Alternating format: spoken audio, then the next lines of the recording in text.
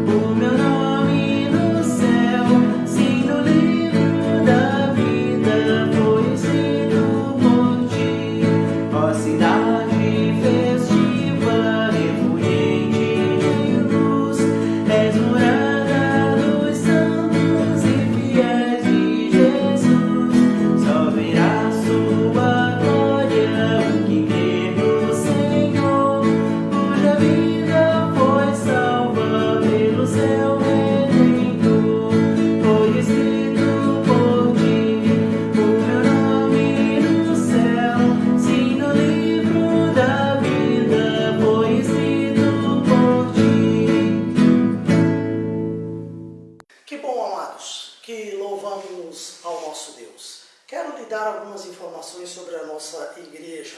Nós estamos estudando às quartas-feiras, às 19h30, ao vivo aqui pelo Facebook, sobre o Evangelho de Marcos, ou no Evangelho de Marcos. A nossa ideia tem sido ler, explicar e aplicar um texto a cada semana. Você é nosso convidado. Na escola bíblica dominical, estamos estudando sobre a revitalização da igreja. Hoje, o nosso tema é aconselhamento e visitação no processo de revitalização da igreja. Aos domingos à noite, esse mês, estou falando sobre 4 assuntos dentro de textos do Evangelho de João. No primeiro domingo, que foi dia 5, eu falei sobre comunhão. No dia 12, que foi domingo de Páscoa, nós falamos um tema da Páscoa, mas colocamos ou relacionamos isso com a família cristã. Hoje, à noite, eu vou falar sobre discipulado no Evangelho de João. E domingo que vem, o último domingo do mês de abril, eu vou falar sobre mutualidade no Evangelho de João. Você é nosso convidado especial. Eu gostaria de convidá-lo também para louvar o Senhor conosco. Nós cantamos 2 hinos, agora vamos cantar 2 cânticos especiais. Cante ao Senhor conosco, adore ao Senhor conosco. Logo após esses cânticos, nós vamos estar estudando a Palavra de Deus.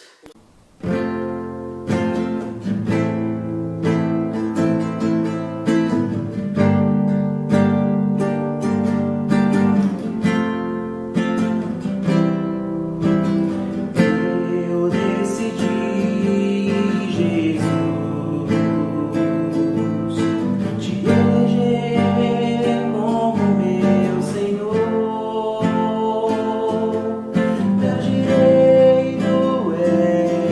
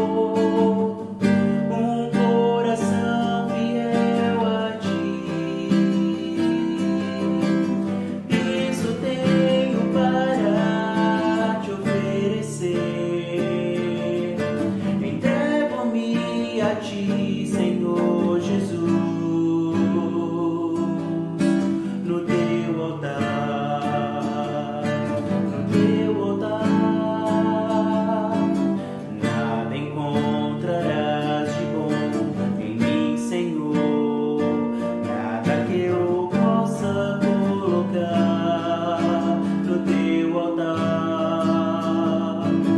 Nada tenho para te oferecer como oferta de amor a ti, Senhor. Um coração fiel a ti. Isso tenho para te oferecer. Entrego-me a ti, Senhor Jesus, no teu altar, no teu altar. Um coração fiel a ti. Isso tenho para te oferecer.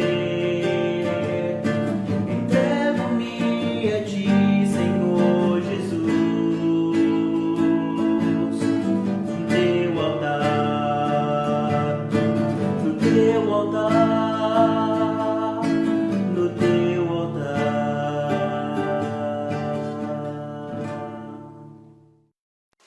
Que bom que louvamos o Senhor. Queremos estudar a palavra de Deus agora. Nosso assunto de hoje é aconselhamento e visitação no processo de revitalização da igreja. Nosso texto para memorização é Colossenses capítulo 3, versículo 16. Habite ricamente em vós a palavra de Cristo. Instruí-vos e aconselhai-vos mutuamente em toda sabedoria, louvando a Deus com salmos, hinos e cânticos espirituais, com gratidão em vosso coração. Colossenses capítulo 3, 16. Não esqueça, habite ricamente em vós a palavra de Cristo. Instruí-vos e aconselhai-vos mutuamente em toda sabedoria, louvando a Deus com salmos, hinos e cânticos espirituais, com gratidão em vosso coração. Vamos orar. Senhor, essa manhã nós queremos bendizer o Teu nome e queremos exaltá-lo. Mas também queremos parar agora, neste momento, para ouvir a Tua palavra. Nos abençoe com esse estudo, edifique-nos e salve os que precisam ser salvos pela Tua palavra. Em nome e no amor do Senhor Jesus. Amém. Queridos, eu queria compartilhar com você esse assunto sobre aconselhamento e visitação no processo de revitalização da igreja. Não estamos imunes aos problemas desta vida. Os cristãos enfrentam crises no casamento, nas finanças, com os filhos, sofrem depressão, distúrbios diversos. Mas olha, crentes mais maduros na fé podem ajudar os outros a lidarem com esses problemas e a crescerem na fé e assim podem fortalecer a igreja. Isso pode ser feito no aconselhamento bíblico, que pode acontecer de vários modos e também na visitação cristã. Queridos irmãos, nosso versículo e texto de hoje estão na carta de Paulo aos Colossenses. Olha, a carta de Paulo aos Colossenses pode ser considerada o maior tratado cristológico do Novo Testamento. Warren Wiersbe disse que chegou a dizer que alguns estudiosos da Bíblia acreditam que Colossenses seja a carta mais profunda que Paulo já escreveu. Os colossenses, meus amados, podem ter ouvido sobre o Evangelho pela primeira vez durante o ministério de Paulo em Éfeso. Embora judeus frígios devam ter levado o Evangelho para logo após o Pentecostes. Eles foram para a festa em Jerusalém e lá, no dia de Pentecostes, converteram-se ao Senhor. Possivelmente estavam entre aqueles 3.000 que foram batizados. Quando Paulo escreveu a carta aos Colossenses, ele estava preso em Roma. Então ele ficou sabendo do falso ensino sincrético judaico-gnóstico que ameaçava aquela igreja. E prontamente Paulo escreveu a carta aos Colossenses para combater o ensino errôneo, ou aquele errôneo ensino. Sincrético, judaico, gnóstico, o que você acha que é isso? É uma mistura de gnosticismo com as heresias do judaísmo e o sincretismo religioso. Isso estava prejudicando o crescimento, o bom andamento, os relacionamentos, estava fazendo com que a igreja, ao invés de progredir, ela regredisse no crescimento espiritual. Os falsos mestres de Colossos, bem como os mestres dos nossos dias, ou os falsos mestres dos nossos dias, não negam a importância de Cristo, mas não lhe dão a preeminência.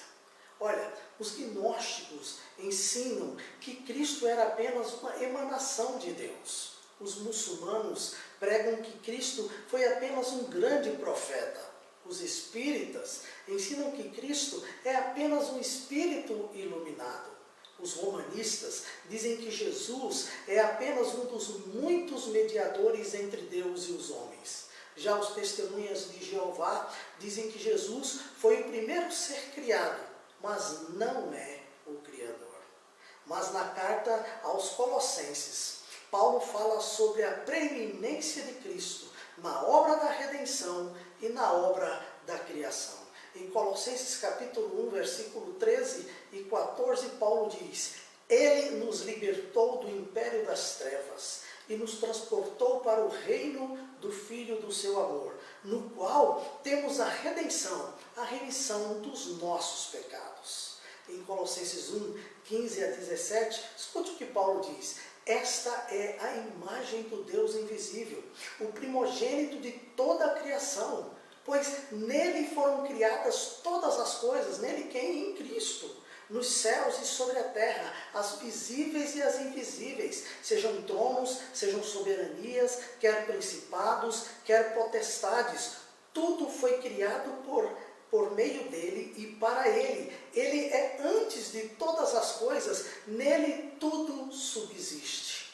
O que é que Paulo quis dizer com esses versículos de 13 até o 17, lemos 13, 14, 15, 16 e 17?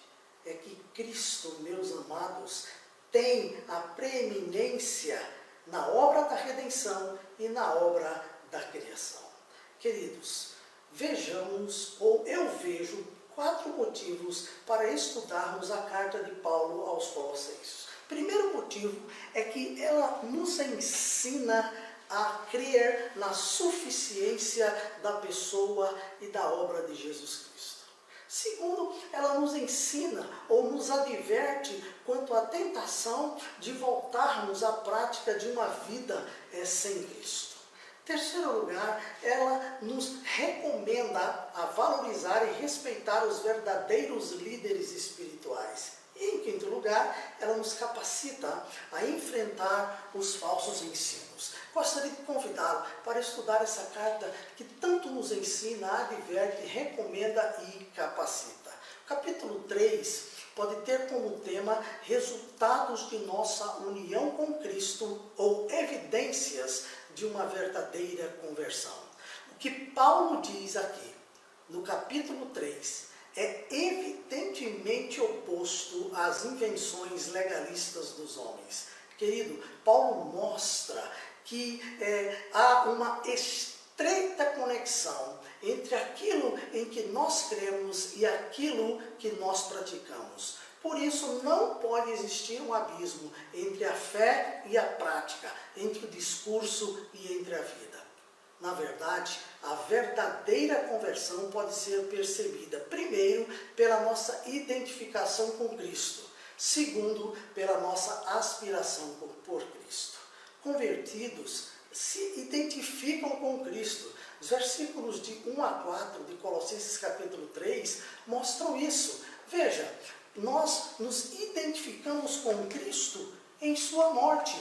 Primeiro, convertidos se identificam com Cristo na sua morte. Nós morremos com Cristo. Se identificam com Cristo na sua ressurreição. Diz a palavra de Deus, nós ressuscitamos com Cristo. Terceiro, convertidos se identificam com Cristo na sua vida. Nós vivemos com Cristo. E quarto, nós nos identificamos com Cristo na sua ascensão. Nós estamos ocultos em Cristo. Nós nos identificamos com Cristo quando somos convertidos na sua glorificação. Nós estamos glorificados em Cristo. Veja, versículos de 1 a 4. Portanto, se fostes ressuscitados juntamente com Cristo, buscai as coisas lá do alto, onde Cristo vive, assentado à direita de Deus. Pensai nas coisas lá do alto, não nas que são aqui da terra, porque morrestes e a vossa vida está oculta juntamente com Cristo em Deus. Quando Cristo, que é a nossa vida, se manifestar, então vós também sereis manifestos com Ele em sua glória. Que coisa maravilhosa, queridos, mas convertidos têm apreciação por Cristo. Primeiro, os convertidos buscam mais as glórias de Cristo que as glórias deste mundo. Versículo 1 diz, buscai as coisas lá do alto, onde Cristo vive, assentado à direita de Deus. Os convertidos também pensam mais nas coisas do céu do que nas coisas da terra. Veja o versículo de número 2. Pensai nas coisas lá do alto, não nas que são aqui da terra. Olha que coisa interessante. Então nós devemos buscar as coisas de Deus, devemos buscar a glória de Deus. Meus amados, a nossa união com Cristo, o resultado da nossa união com Cristo, é uma vida de santificação que começa com a conversão. Nós entendemos claramente esse processo de santificação, porque existe a santificação inicial, ou posicional, é quando Cristo perdoa os nossos pecados e nos declara limpos diante dele, ou separados para ele, ou santos diante dele. Segundo, é a santificação diária, ou progressiva, é uma vida separada do pecado. E terceiro, é a santificação final, ou a glorificação, a vida eterna nos céus. Bora! A nossa união com Cristo, o resultado dela é a santificação, que começa com a nossa conversão. Paulo fala do lado negativo e positivo da santificação nos versículos de 5 a 25. O lado negativo é o que não deve haver mais em nossa vida, ou seja, o que devemos abandonar. E o lado positivo, o que deve haver em nossa vida, ou nossa nova vida com Cristo, o que devemos buscar, que vai de 12 a 25. Queridos, pensemos um pouco no lado negativo. O que não deve haver mais em nossa vida, ou seja, o que devemos abandonar. A palavra de Deus, ela é muito clara nos versículos de 5 a 11. Olha o que devemos abandonar: a prostituição, a impureza, a paixão lasciva, desejo maligno, a avareza, a ira e indignação, a maldade, a maledicência, a linguagem obscena e as mentiras. Nesse processo de abandonar hábitos pecaminosos, todos os cristãos são iguais. Veja o versículo de número 11, no qual não pode haver grego nem judeu, circuncisão nem incircuncisão, bárbaro, cita, escravo, livre, porém Cristo é tudo em todos. E o lado positivo? O que deve haver em nossa nova vida com Cristo? O que devemos buscar? A partir do versículo 12 até o 25. Então, três coisas. Primeiro, em nossos relacionamentos na igreja. Segundo, em nossos relacionamentos familiares. Terceiro, em nossos relacionamentos no trabalho. Em nossos relacionamentos na igreja, queridos. Olha o que a Bíblia diz, versículo 12. Revesti-vos, pois, como eleitos de Deus, santos e amados, de ternos afetos de misericórdia, de bondade, de humildade, de mansidão, de longanimidade. Do que você acha que Paulo está falando? Do fruto do Espírito. Ele quer dizer que nós devemos nos revestir do fruto do Espírito. Está lá em Gálatas, capítulo 5. Aí depois ele diz assim, que os nossos relacionamentos devem ser novos, assim como a nossa nova vida. Por isso devemos suportar uns aos outros, perdoar uns aos outros. Amor deve estar no meio. e em todas as partes dos nossos relacionamentos, porque ele é o vínculo da perfeição. E a paz de Cristo, diz ele, a paz de Cristo seja o árbitro em vosso coração. Queridos, terminando versículo 17, ele diz assim, sede agradecidos.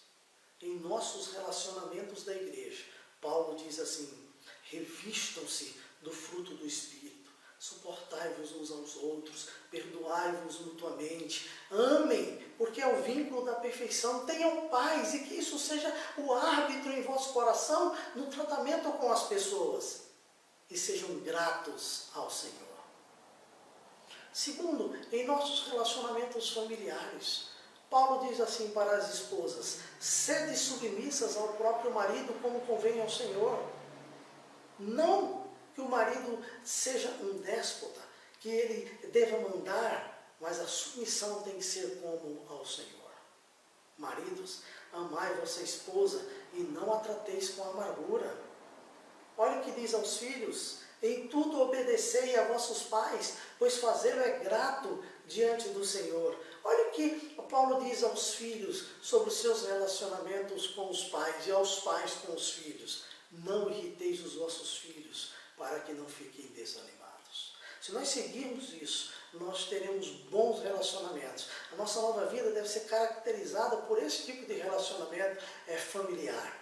E na área do trabalho, na área social, Paulo fala sobre obediência. Veja, versículos de 22 em diante, veja o que Paulo diz aí. Servos, obedecei em tudo ao vosso Senhor segundo a carne, não servindo apenas sob vigilância, visando tão somente agradar homens, mas em singeleza de coração, temendo ao Senhor.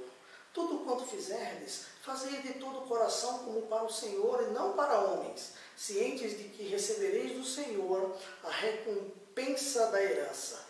A Cristo, o Senhor, é que estáis servindo, pois aquele que faz injustiça receberá em troco a injustiça feita, e nisto não há acepção de pessoas. O que Paulo está falando sobre esse relacionamento relacionamento de trabalho, de serviço? Ele está dizendo que a obediência e a presteza com que as pessoas vão trabalhar e os seus relacionamentos sociais devem ser de obediência abrangente, ou seja, obedecer em tudo. Deve ser de uma obediência honesta. O texto diz, não servindo apenas sob vigilância, não servindo corretamente, não fazendo corretamente o que temos que fazer quando alguém está de olho em nós. Obediência espiritual, não apenas para agradar a homens, mas temendo ao Senhor. Servir e trabalhar, ser empregado ou ser patrão, deve ser como quem serve ao Senhor. Obediência esperançosa, cientes de que recebereis do Senhor a recompensa. Tudo o que fizerdes, seja em palavras ou em obras, fazei isso para o Senhor e para a sua glória, diz Paulo. Que coisa maravilhosa.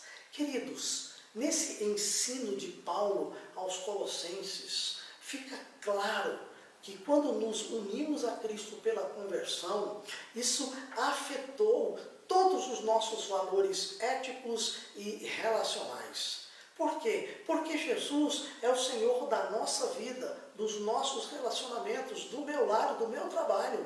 Você poderia dizer, Jesus é o Senhor da minha vida, dos meus relacionamentos, do meu lar e do meu trabalho.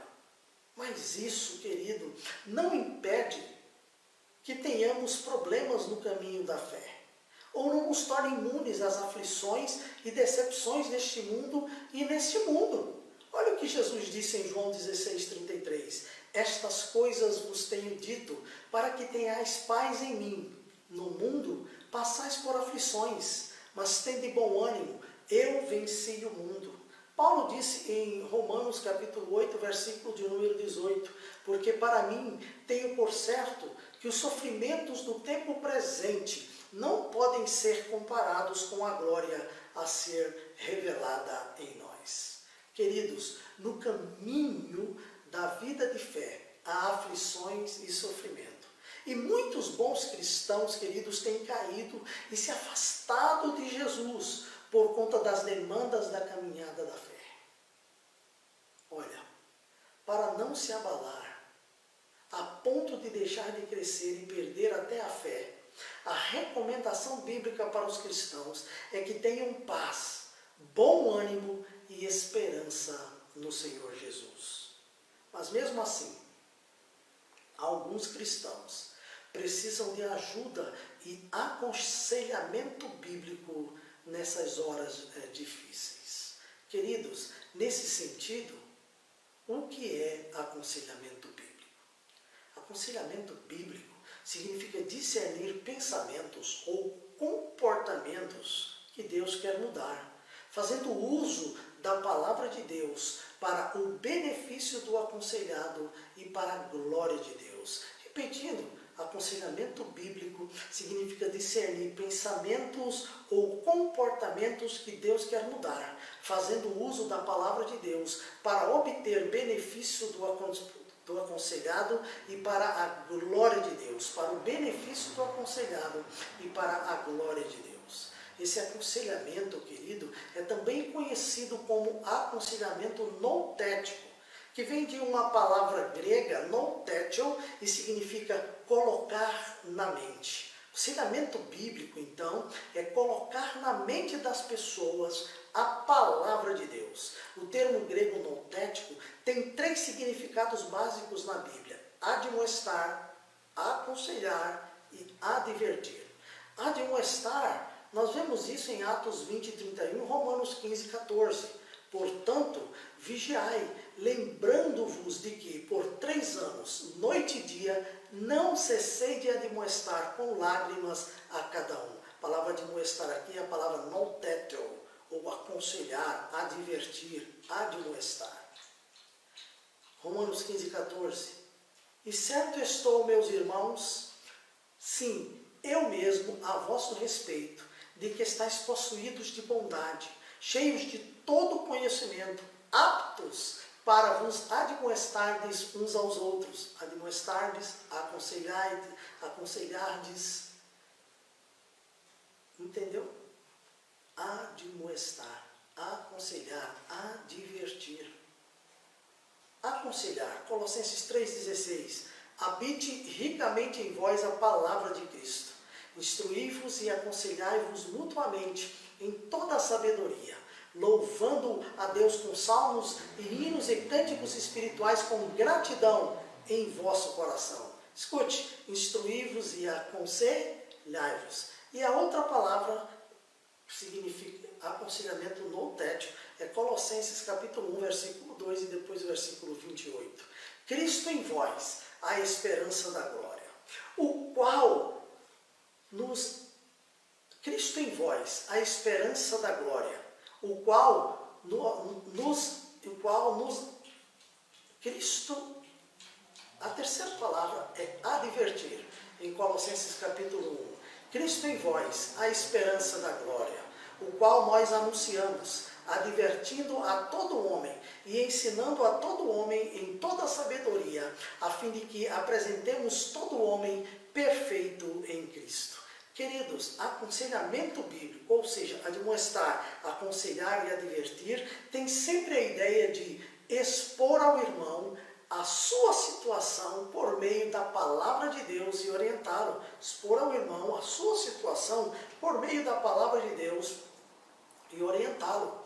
Por isso, querido, o aconselhamento bíblico deve ser comprometido com a suficiência das Escrituras para compreender e orientar na solução de questões do cotidiano.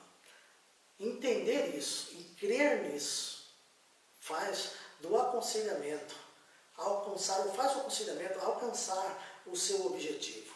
Isso inclui também as questões relacionadas ao pecado, que afetam a pessoa e seu relacionamento com Deus, com Ele mesmo e com o próximo.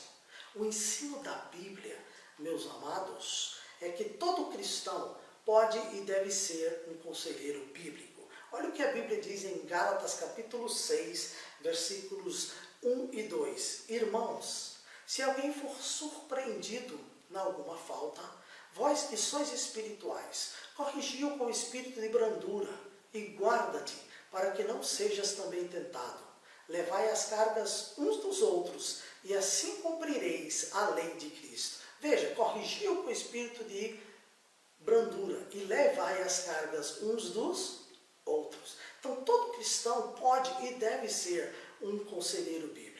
Colossenses 3,16, a segunda parte diz: instruí-vos e aconselhai-vos mutuamente em toda a sabedoria.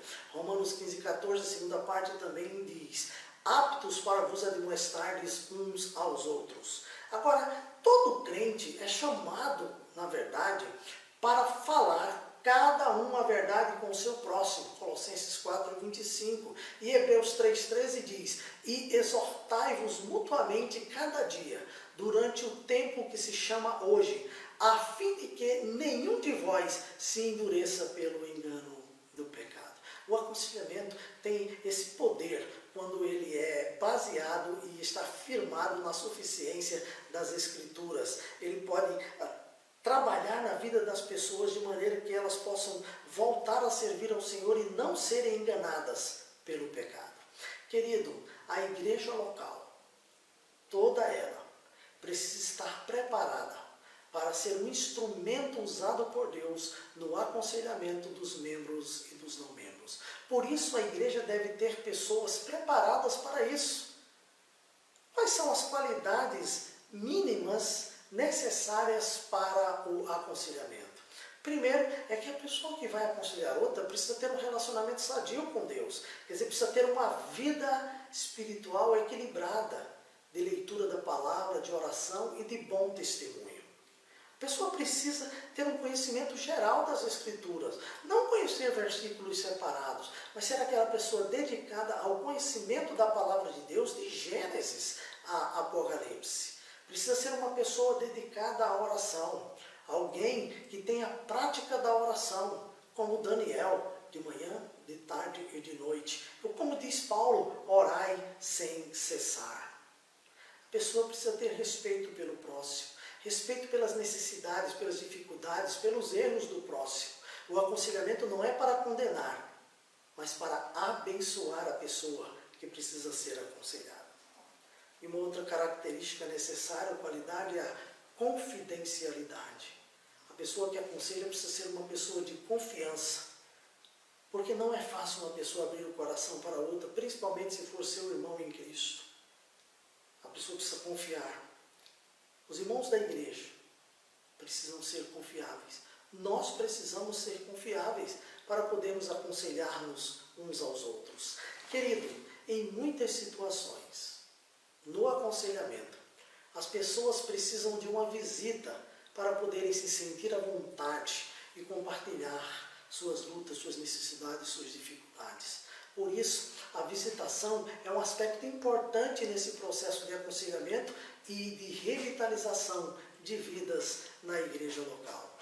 Essa visitação, ou essa visão da visitação, tem amparo na Bíblia, pois ela ensina claramente que a visitação é para encorajar os desanimados, fortalecer os fracos e repreender os desatentos e instruir na sã doutrina. Veja, encorajar os desanimados. Olha o que a Bíblia diz, 1 Tessalonicenses, capítulo 5, 11 e 14. Consolai-vos, pois, uns aos outros, e edificai-vos reciprocamente, como também estáis fazendo. Exortamo-vos também, irmãos, a que admoesteis os insubmissos, consoleis os desanimados, ampareis os fracos e sejais longânimos para com todos. Então, encorajar os desanimados é um dos propósitos, uma visão, é uma instrução da Bíblia sobre visitação. Fortalecer os fracos, 1 Tessalonicenses 5,14. Exortamo-vos também, irmãos, a que admoesteis os insubmissos, consoleis os desanimados, ampareis os fracos e sejais longânimos para com todos. Terceiro, repreender os desatentos e instruir na sã doutrina. Olha o que Paulo diz. Prega a palavra, Timóteo.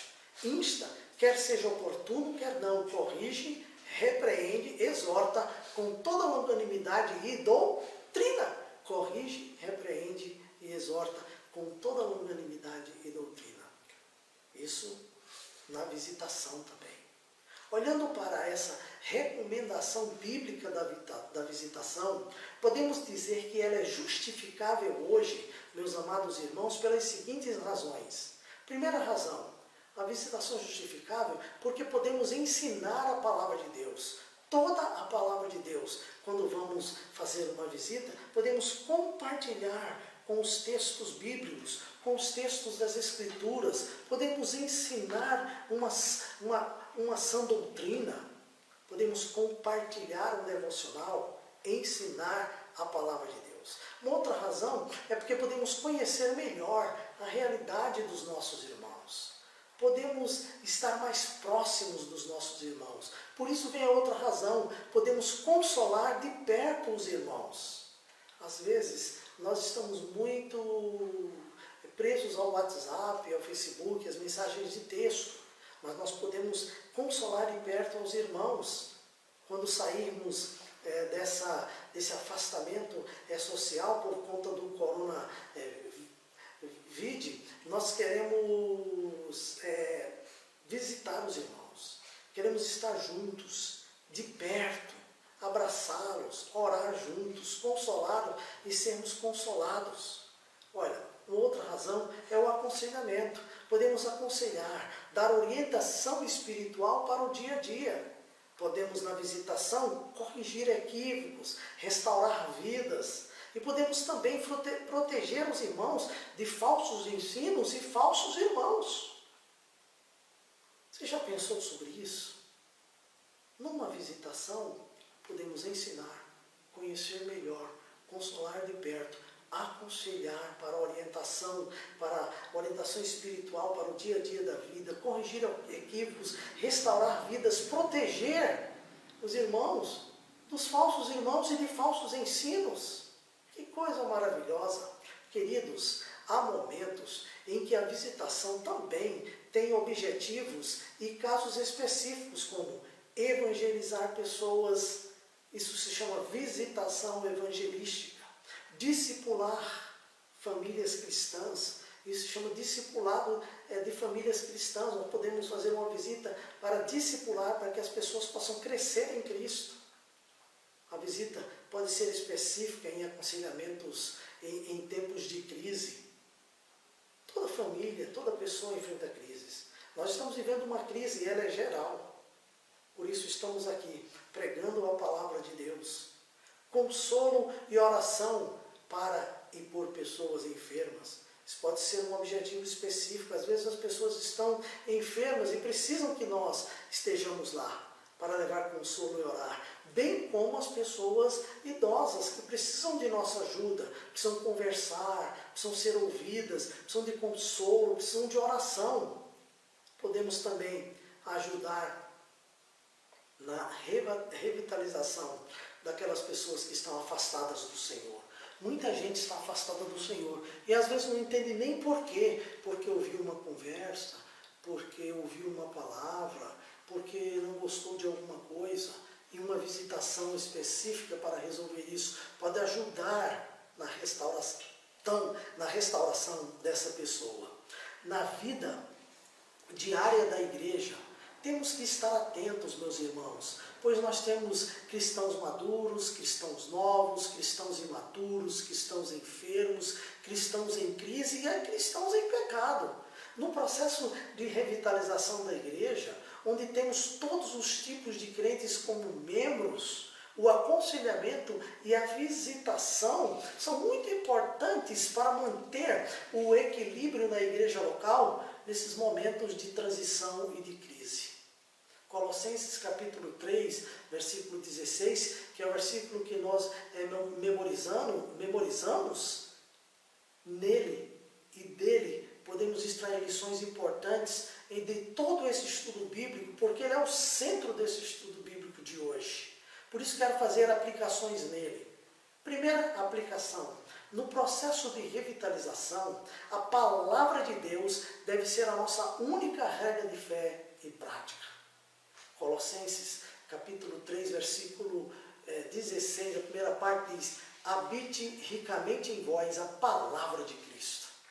Sem a palavra de Deus, não há aconselhamento. Sem a palavra de Deus, nossa visitação será apenas social e não trará crescimento, nem edificação, nem correção, nem restauração de vidas. No processo de revitalização, na hora do aconselhamento e da visitação, a palavra de Deus deve ser a nossa única regra de fé e prática. Temos que crer na suficiência das Escrituras e crer que ela vai fazer aquilo que ela tem que ser feito, aquilo que tem que ser feito por ela na vida das pessoas. Segunda aplicação, no processo de revitalização, o aconselhamento, meus irmãos, deve ser com a sabedoria da palavra de Deus e para a glória de Deus. Escute bem, o aconselhamento deve ser com a sabedoria da palavra de Deus e para a glória de Deus. Olha, versículo de número 16. Instruí-vos e aconselhai-vos mutuamente em toda a sabedoria de Deus. Em toda a sabedoria e louvando a Deus. Instruí-vos e aconselhai-vos mutuamente em toda a sabedoria,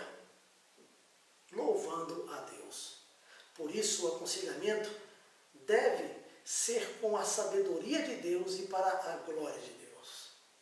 E a terceira e última aplicação é que no processo de revitalização, a visitação deve ser instrutiva e para a glória de Deus. Instruí-vos e aconselhai-vos mutuamente, louvando a Deus. Olha o restante do versículo de número 16. Louvando a Deus com salmos e hinos e cânticos espirituais, com gratidão em vosso coração. Agora veja o versículo 17. E tudo o que fizerdes, seja em palavra, seja em ação, fazei-o em nome do Senhor Jesus, dando por ele graças a Deus. Queridos, que Deus nos ajude, que no processo de revitalização da nossa igreja, a palavra de Deus seja a nossa única regra de fé e prática. Que o aconselhamento que nós dermos uns aos outros possa ser firmada nessa palavra, possa ser firmado nessa palavra e na sua suficiência. E que nossa visitação, quando formos às casas uns dos outros, nos lares uns dos outros, para orarmos, consolarmos, instruirmos, corrigirmos, ajudarmos, nos alegrarmos, seja instrutiva e para a glória de Deus, em nome e no amor do Senhor Jesus. Deus abençoe a sua vida e que essa palavra seja aplicada na sua vida. Vamos orar. Cruze sua cabeça, feche os seus olhos. Pai, muito obrigado por tua palavra. Obrigado pelo estudo desta manhã e porque o Senhor nos abençoou. Ajude-nos a aplicar em nossas vidas, a ter em nosso coração a tua palavra como única regra de fé e prática. Ajude-nos, ó Deus, a, quando ajudarmos as pessoas no aconselhamento com a tua palavra, que seja para a tua glória e com a tua sabedoria. E que quando visitarmos uns aos outros, quando conversarmos uns aos outros, e agora nesse momento em que temos que fazer isso pelo Facebook, nesse momento que temos que fazer isso pelo WhatsApp, por mensagens tanto de texto como de áudio, que isso seja instrutivo e para a glória do Senhor, em nome do Senhor Jesus. Amém. Que bom! Estamos terminando nossa escola bíblica dominical. Deus abençoe a sua vida. Não esqueça de orar no dia de hoje pelas famílias da igreja, pela revitalização da igreja. Não esqueça de orar pela nossa cidade, pelo nosso estado, pelo nosso país, por este mundo, para que o mais rápido possível tenhamos vitória sobre o coronavírus. Não esqueça de orar pelo Murilo, o neto da nossa irmã Rosa. Ele precisa da nossa ajuda, ele precisa da misericórdia de Deus. Em nome do Senhor Jesus, Deus abençoe a sua vida. Até a noite, às 19h30, quando estaremos outra vez cultuando ao Senhor, juntos aqui, pelo Facebook, ao vivo, para a glória de Deus. Deus abençoe a sua vida, em nome do Senhor Jesus.